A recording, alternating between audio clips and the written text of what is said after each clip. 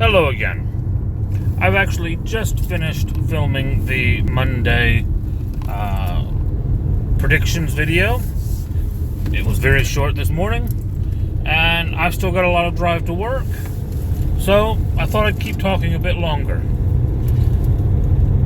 Subject for now is going to be, let's call them the different socio-political groups in the world of darkness. The different groups that the mages, or in this case technocrats, may encounter. First group, mages. The mages of the 9 traditions are, as the name quite on the nose implies, traditional mages. These are people that have lineages as mages going back hundreds and hundreds of years. Each of the 9 traditions has very, very different viewpoints from each other. Some of them don't even ever really agree with each other, except in the fact that they're all out for ascension, and they all realize that the technocracy is a threat to their ascension. And so, even though they don't necessarily like each other, they work together to further the cause of ascension. That is what the traditions are up to. Now, I mentioned that the technocracy is against them. How does the technocracy view the traditions? They are reality deviants. They are reality terrorists. Now, in the world we live in today, that's a very charged word, but it fits. The technocracy believes in the paradigm of science. Anytime the mages do something that fits their own paradigm, it, by definition, breaks the paradigm of science. It damages reality around it to force it to do what the mage wants. That's terrorism.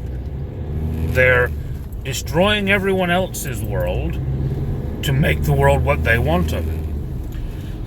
So to the technocracy, the traditions are terrorists. The next group, the technocracy themselves, a group of conventions which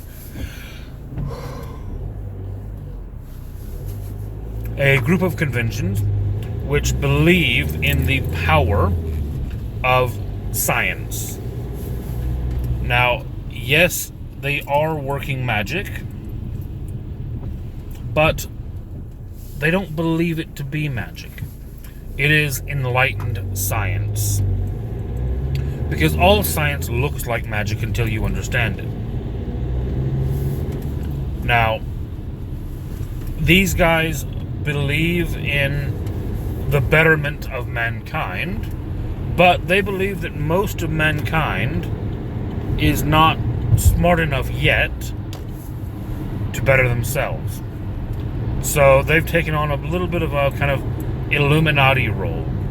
They're going to shepherd mankind and guide them and slowly introduce them to what knowledge they really should have, trickle it through to them until eventually they understand and they can get better. It's a bit condescending, but it started with the best of intentions. Can't say it necessarily has always kept the best of intentions. It's worth noting that the group that is now the technocracy started out as a tradition. They were originally known as the Order of Reason, and they used to be allies with the other mages a couple hundred years ago. back when science was just as much magic as waving a magic wand. Back when the normal person thought each was equally as strange. Over time, the Order of Reason managed to convince the public that science wasn't magic, that it made sense, and their paradigm became dominant. The next group of mages, the Nefandi. These are mages who have basically sold their souls to demons, devils, whatever. They don't really define the difference here as clearly as they do in something like Dungeons and Dragons. They have sold their soul to dark powers. Their souls have basically then been shredded and stuffed back into their bodies as slaves to their evil overlords. If you kind of imagine a D&D term here, if you kind of imagine a half-demon warlock thrall, chaotic evil, and just really bent on being nasty, there's your Nefandi. Both the traditions and the technocracy despise the Nefandi. It's one of the few things that you might see the conventions and the traditions work together on, is if a powerful Nefandi shows up. Their conflict with each other drops off, and it's time to take care of the Nefandi. The next group, the final group of mages, are the Marauders. Now, the Marauders are not in any way kind of organized most of the time. They are basically, in most cases, lone mages who have gone mad. And bizarrely, the one benefit that their madness grants them is that in their madness, Paradox kind of leaves them alone, which makes them a huge threat of exposing magic, which means the technocracy don't like them. They're also a huge threat of killing loads of people, which the traditions don't like. So again, they're a group not liked by anyone, but they're not really a group. Usually, if two Marauders ran into each other, they'd be just as likely to fight each other. Every once in a while, you might get a coven of Marauders or something like that, but it's rare. Now then, moving on to the other supernatural groups.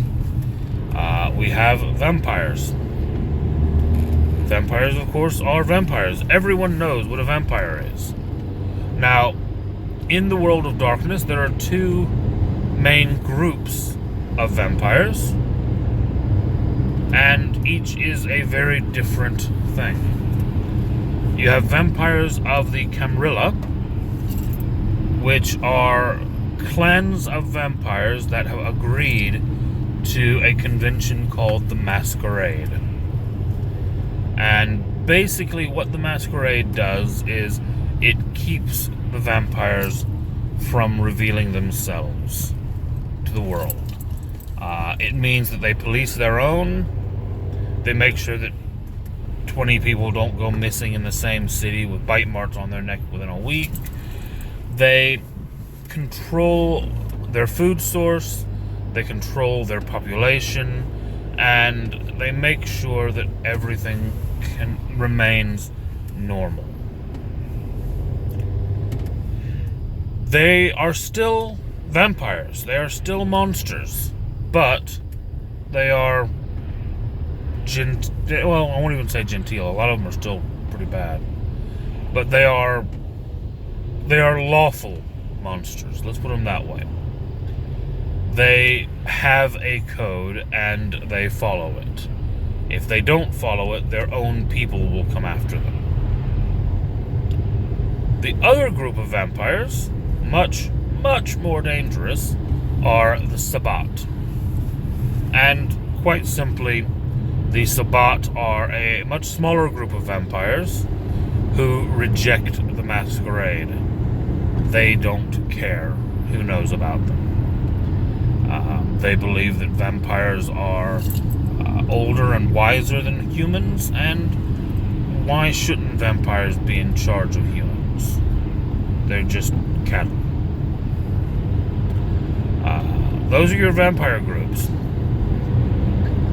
Next, we have werewolves. Now, yes, werewolves are werewolves. They're fairly recognizable. The political structure within the werewolves is much more complicated than the vampires.